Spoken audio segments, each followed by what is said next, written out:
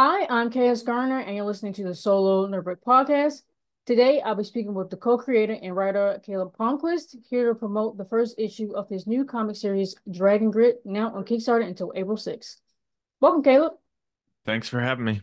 Well, thank you for joining us today. But outside my introduction, who is Caleb Palmquist in his own words? Ha.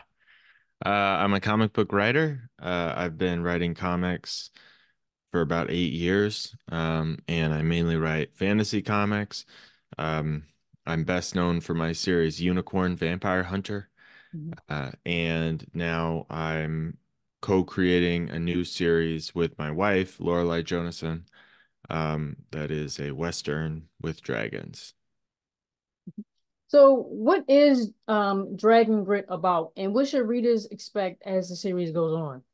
Sure. It is a travelogue Western story. So if you're familiar with movies like True Grit or 310 to Yuma, it has some of that vibe, but it's in a world where people ride dragons instead of horses.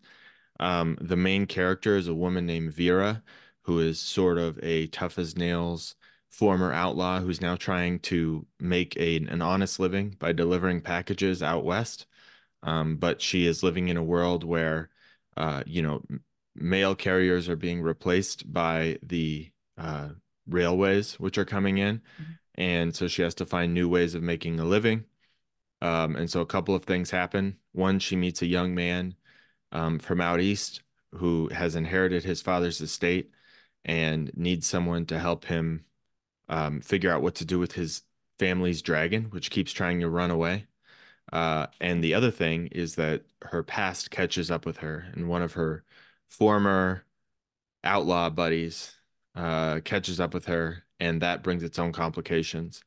Mhm. So, so it's got a real she's going to be guiding a young man who doesn't know the wilderness across the desert and across the wilderness, while also being pursued by bandits.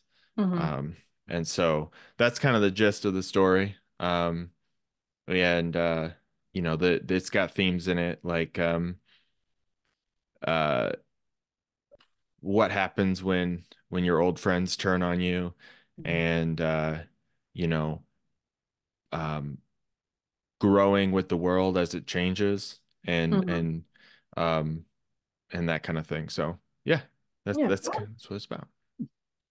So you've written and collaborated on a number of projects that are fantasy related, and in this comic is, in the Western genre, which are two really big genres, with worlds and creatures that have been described for centuries, pretty much. Has it ever been an issue of playing into cliches, or do you lean into them with your own twist? And with either of those, how do you maintain that this world is yours and not someone else's, especially with your influences with True Grit and 310 Humor?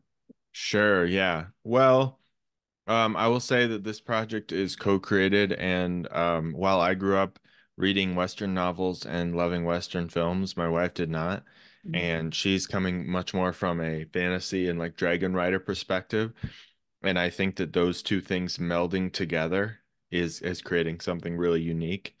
There are definitely influences. If you're a diehard fan of Westerns or of Dragon Rider stories, you're going to see our influences in this book. Um, but to answer your question, really, the story is about the characters. All of my stories are about characters. That's what I care about the most. Everything else is kind of window dressing, and um, and so hopefully that shines through, and the unique relationships that these characters have and that they develop um, really make this story stand on its own. Mm-hmm. So, besides your wife, which is kind of like a built-in collaborator, how did you find the your other collaborators that you work with on this project, and how did you know that they were the right people to work with? Sure, yeah. So the artist on this book, her name is Kay Woolhiser, and I worked with her on a book last year called The Knight and the Lion, which is an adaptation of a 13th century Arthurian romance. Mhm. And it's about a knight who befriends a lion. They go on adventures together. Um, and I had sought her out because I had seen her work on some other fantasy projects. the other people that she collaborated on with other people, Mm. and I just reached out to her and asked her if she'd be willing to try something with me, and she was into it, and we had a lot of fun on that book. It turned out one of the most beautiful things I've done, and and so then when we were looking for an artist for this series, um, I knew that she would be perfect for it, and it's a much bigger commitment because this series is going to be longer. That was sort of a one-shot graphic novel, and this is going to be hopefully a 10 issue series. And so, but she was into it, and I'm super glad that she was. And then the other part of the creative team is Dave Lentz, who is the letterer. He letters all of my books. He has for the past 4 or 5 years. He's just very talented and very reliable.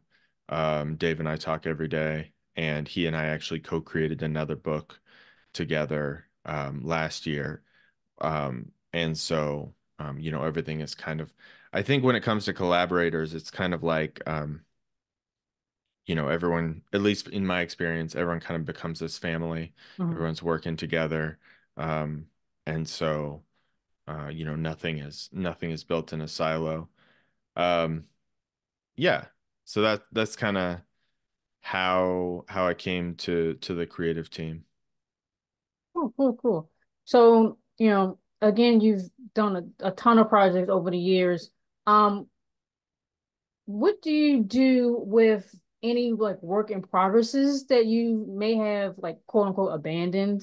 And what advice would you offer to other creators in regards to, um, I guess work in progresses or abandoned stories? Like, did you ever just kind of put them away and then come back to them at some point, or are there some that just like they're in the archive and they're just going to stay there at this point? I mean, you're not going to like throw it away, obviously, but they're just there, and then until you figure out what you're going to do with them. That's a great question. There's definitely a combination of those things. One of my earliest comic books was a series that I sort of abandoned, but ended up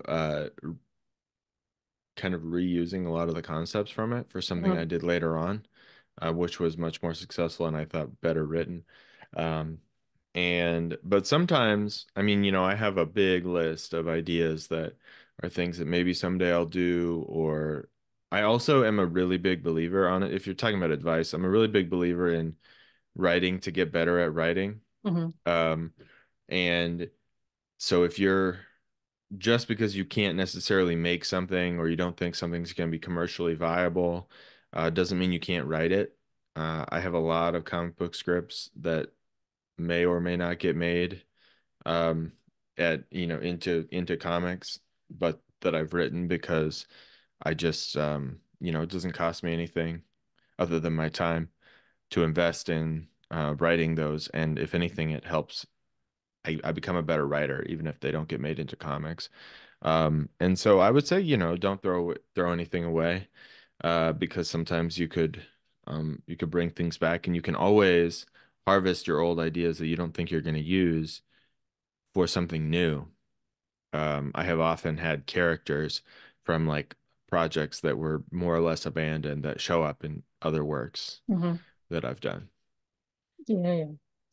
Well, is there anything else that you wanted to share about Dragon Grit? Maybe the rewards for potential backers, or do you happen to have any type of like any of those rewards on hand right now? I know there's like stickers and um obviously copies of other work as well that you've done in the past and fucking. Yeah, so this is for the first issue, and we have like a regular edition of the comic, and then we have a collector's edition, Mhm. which is a new thing I'm trying out, where you have a foil stamped logo, and then there's limited edition numbering.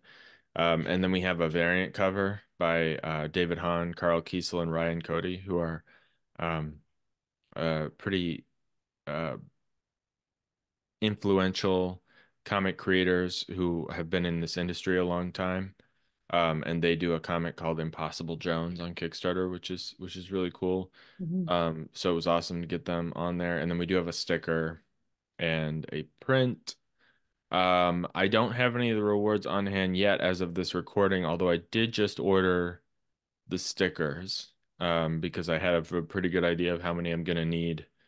But with Kickstarter, usually I wait until the campaign is over to order the rewards just so that I don't massively under or over order.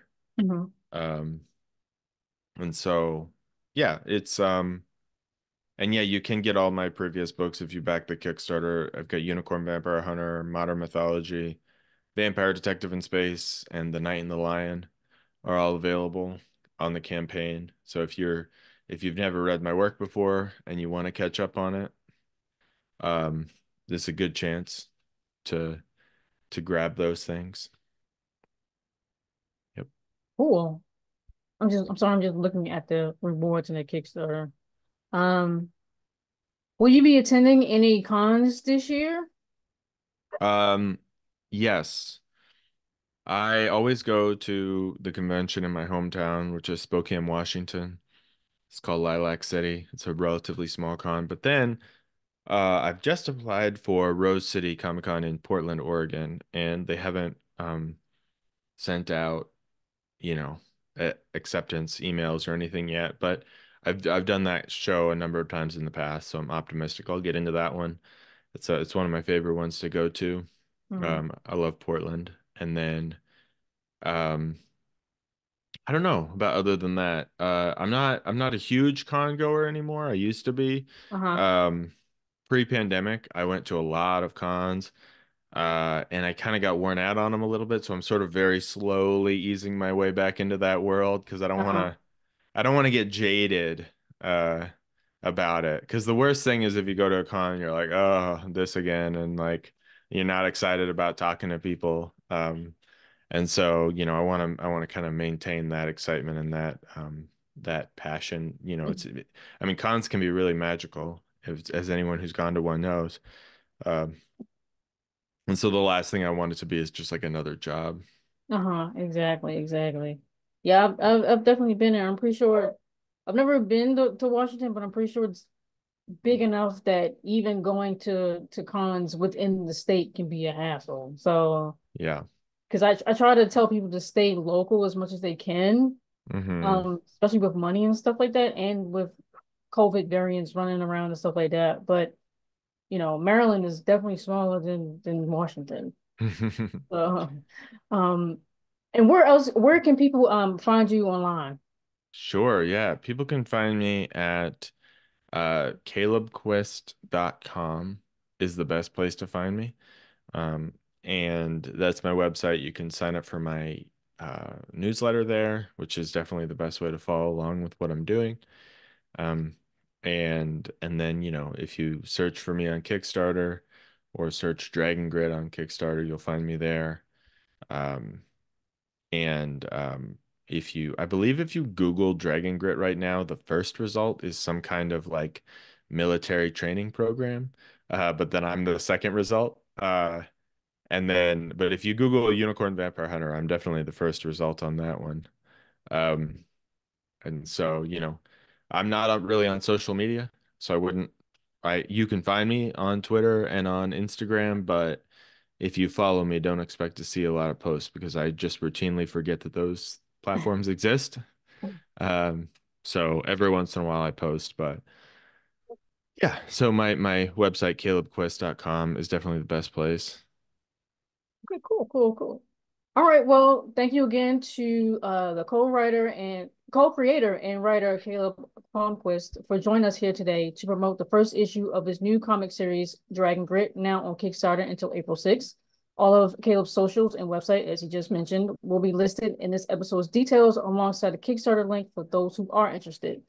Again, I'm KS Garner, and you've been listening to the Solo Number Podcast. Thank you.